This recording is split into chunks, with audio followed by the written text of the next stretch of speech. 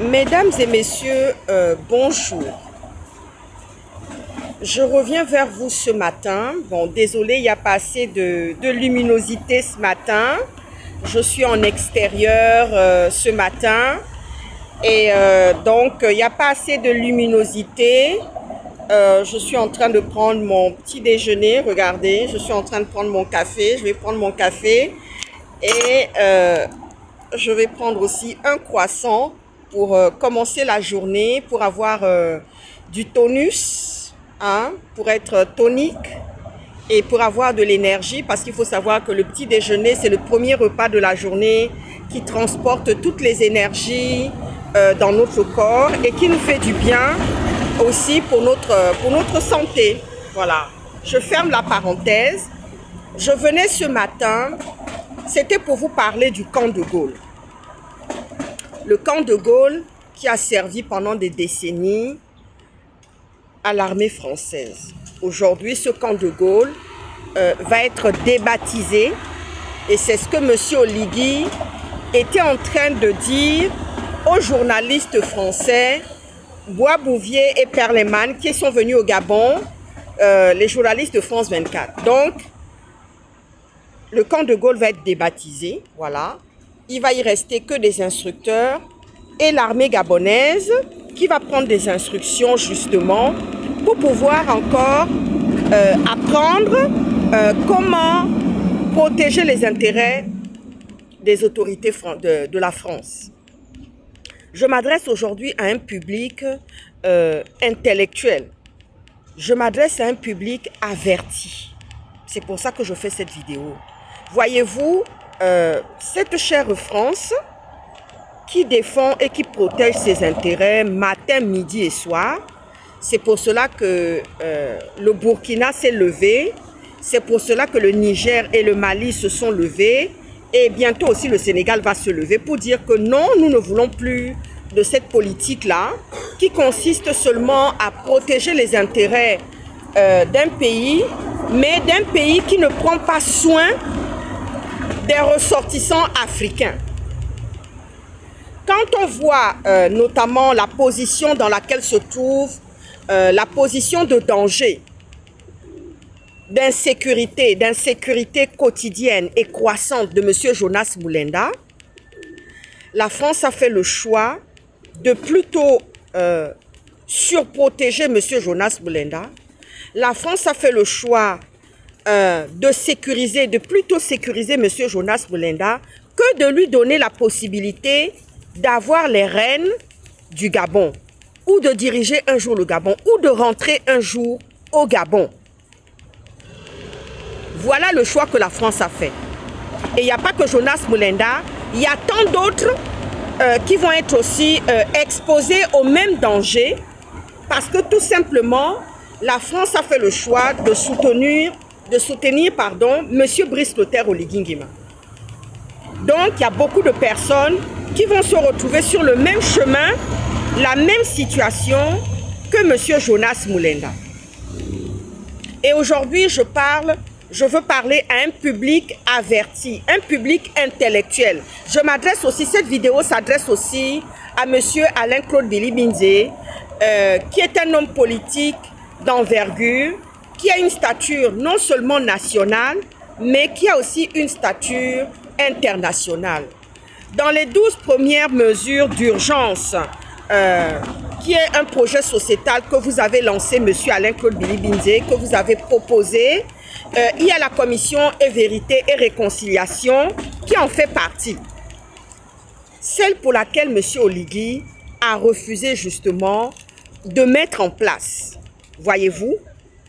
Et aujourd'hui, ce camp de Gaulle va être débaptisé. Il va porter le nom d'un autre général, gabonais, sûrement, parce que c'est ce que M. Oligui va faire. Et vous verrez que les intérêts de la France seront toujours beaucoup surprotégés. Ils vont faire du zèle encore comme d'habitude.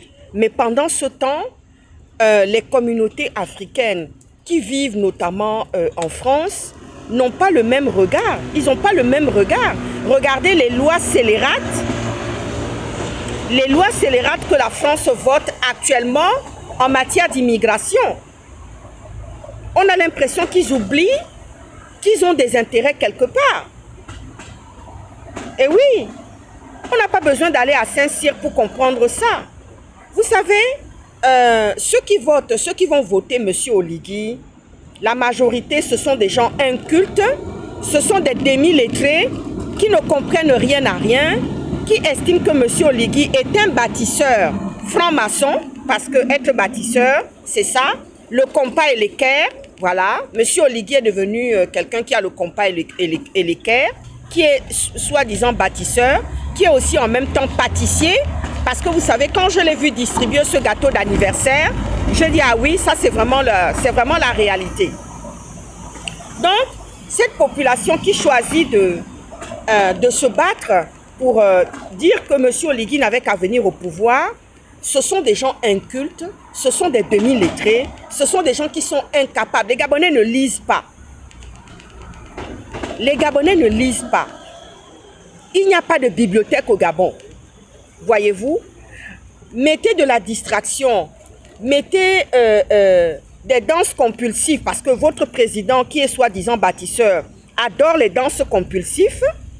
Mettez les danses compulsives aux Gabonais, les kunabélistes pour danser, pour tourner les reins et tout le reste devant tout le monde, ça ils vont le faire. Venez leur parler de coucherie, ça ils sont d'accord, ils sont là, ils sont à l'écoute, ils ont les yeux et les oreilles bien tendus. Mais quand il s'agit de s'intéresser à la chose politique, à la chose publique de leur pays, à ce moment-là, les Gabonais, vous ne les voyez pas. C'est pour cela que je dis que ma vidéo s'adresse à un public averti, à des intellectuels. Et oui,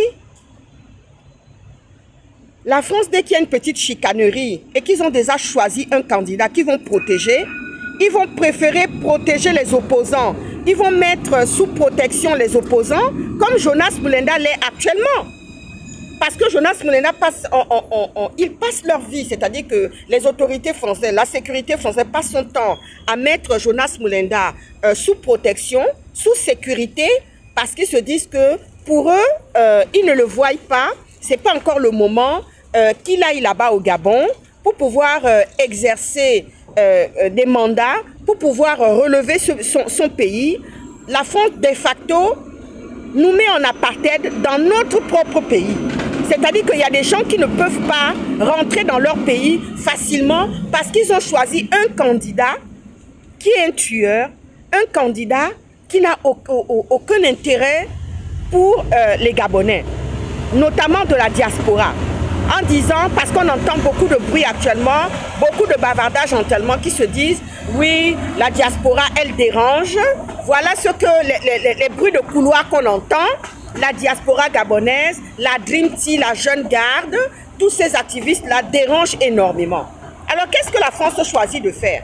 Elle préfère mettre tout le monde sous surveillance, sous protection, en nous empêchant de pouvoir rentrer chez nous.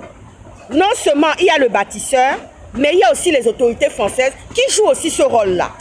En même temps, je m'adresse à un public averti, parce que les demi-lettrés et les incultes, les mêmes là, eux aussi ne veulent pas de nous. Ils ont choisi le soi-disant bâtisseur, le soi-disant danseur compulsif, qui est dans les traditions à longueur de journée. Monsieur Alain-Claude Bilibinze, vous allez devoir vous battre tout le temps. Parce que quand on entend déjà que oui, c'est bon, M. Oligui se pavane déjà partout pour dire que oui, il a gagné les élections. Je viens aussi dire aux Gabonais qui sont avertis et qui sont des intellectuels et qui vont voter pour Alain-Claude Bilibinze que chacun doit sécuriser son vote. Quand nous allons passer au moment du vote, chaque Gabonais doit sécuriser le vote qu'il aura mis, le bulletin qu'il aura mis dans l'urne pour Alain-Claude Bilibinze. Chacun doit se battre à ce niveau-là. Les procès-verbaux doivent être regardés de près. Et oui, j'ai fait un rêve il n'y a pas très longtemps où je voyais un avion héliporté qui nous empêchait, avec Jonas Mulenda, de pouvoir repartir un jour au Gabon. Parce que la France veut continuer à se lécher les doigts, les babines, concernant les intérêts qu'elle a là-bas.